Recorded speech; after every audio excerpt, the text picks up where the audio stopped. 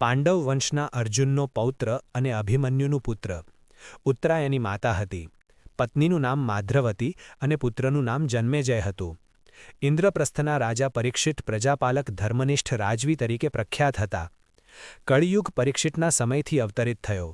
રાજ ખજાનાની કિંમતી વસ્તુઓના નિરીક્ષણ કરતાં તેનું ધ્યાન જરાસંધના મુકુટ પર પડ્યું. એ મુકુટ ધારણ કરવાની સાથે તેનામાં કળી પ્રવેશ્યો. પોતે મુકુટ પહેરીને શિકારે નીકળી પડ્યો. અનેક પ્રાણીઓને હણ્યા અને રાજધાનીથી ઘણે દૂર નીકળી જતા ભૂખ તરસથી વ્યાકુળ થયો.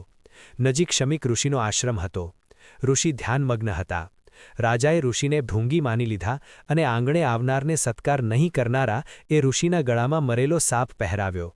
સમાધિસ્થ ઋષિનું આવું અપમાન થયેલું જાણીને ઋષિપુત્ર શૃંગીએ ક્રોધપૂર્વક શાપ આપ્યો કે મારા પિતાનું અપમાન કરનારનું આજથી 7મે દિવસે તક્ષક નાગ કરડવાથી અવસાન થશે.